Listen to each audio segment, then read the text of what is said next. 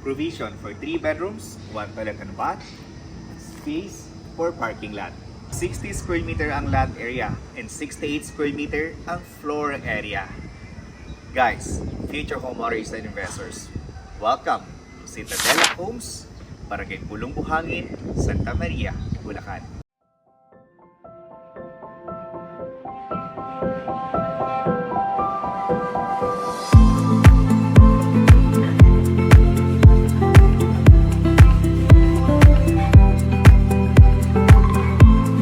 Future homeowners and investors, this is Rog Camacho, your licensed real estate broker.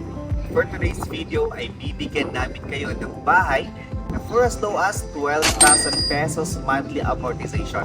Malaki ang lot area, that's 60 square meter.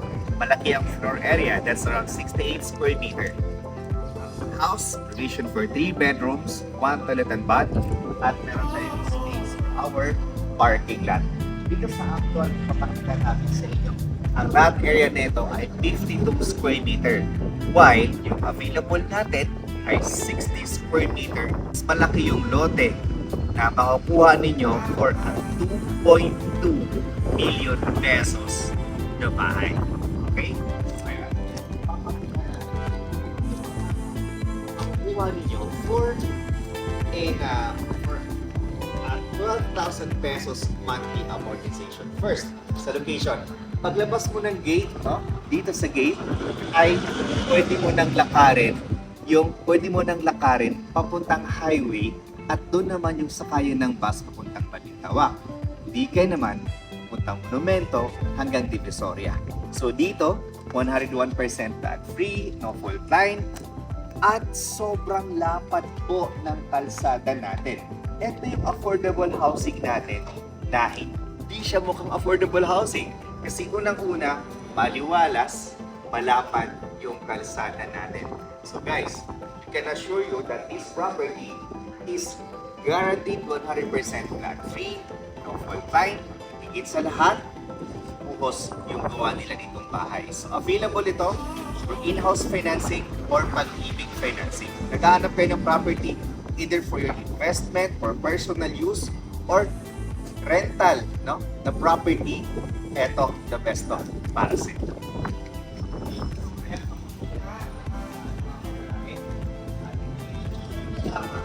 Square meter, 68 square meter na floor area.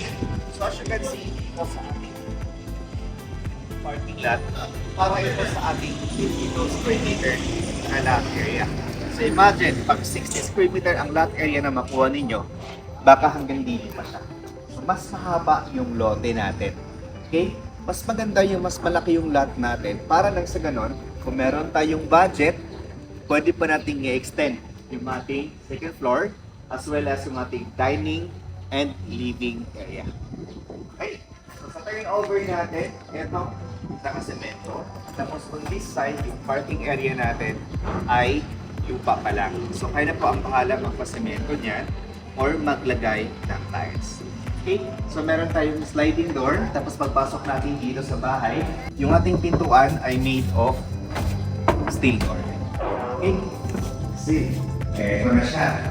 For a 2,000 pesos monthly amortization, painted na tayo. Kulang na lang natin ay tiles.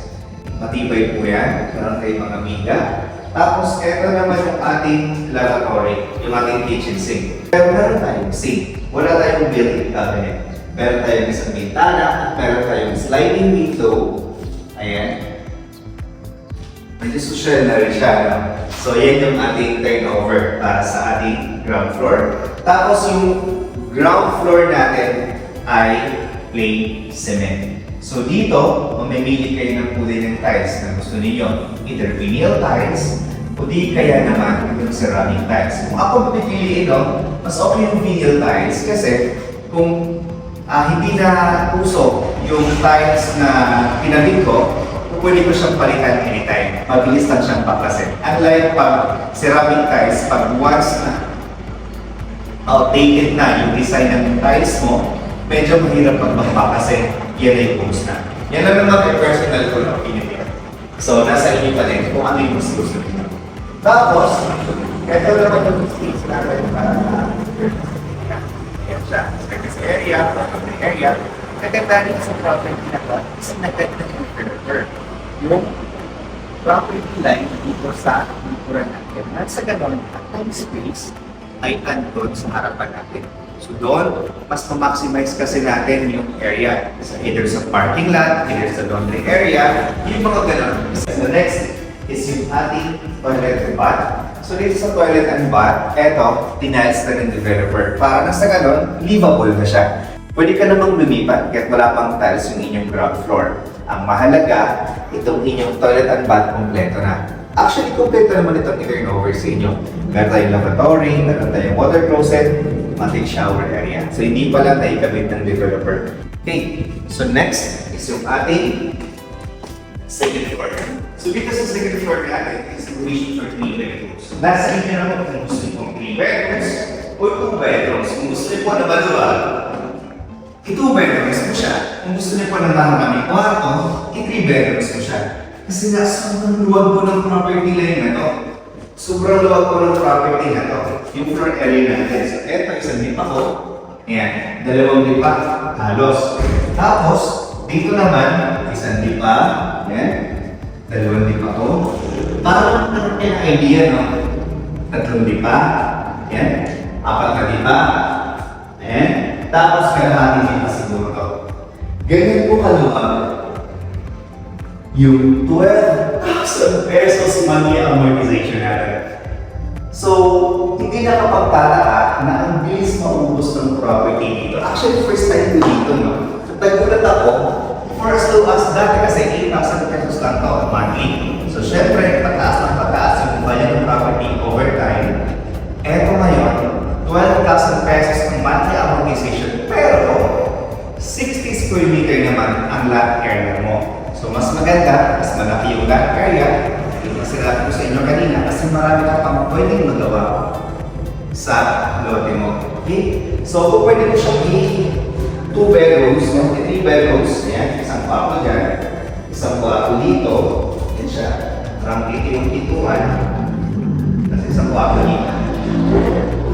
Diba? Napakaganda, napaka-aliwalas, mataas din yung floor to ceiling height. Tapos, ang cute nito, kasi meron pa siyang space para sa inyong balcony. Although maliit lang to, pero napakagandang idea na nito. Kasi once na gusto mong maglagay ng malaking carport para matakpan yung parking lot mo, meron ka na agad na access dito, tuloy mo na lang siya. O, diba? Ang galing ng developer nito. So, by the way, developer nito ay Orland Development. So, sila yung namumuna sa pag-ibig ng pagdating sa housing loan. Tapos, pagdating dito naman sa community, napakaganda nito. Malapit ito sa All Home, Santa Maria, Bulacan. Malapit din ito sa Walter Mart, Santa Maria, Bulacan. May schools dito, tulad ng Darwin International School. Malapit ito sa Palengke. Sa hospital, dito naman sa kay Pombo. Kaya dito, wala kang problema. Napakamura pa ng bahay. So kung interested ka sa property na to, dito ko ilagay yung kanyang sample computation. Ayan, dito. So ito naman sa in-house financing. Ayan siya. Okay? So future homeowners and investors, kung interested ka sa property na to, tawagan niyo po kami sa mga numero dyan na naka-flash sa inyong screen. Rog Camonte here, isang licensed real estate broker. And sana soon, magkabahay ka na.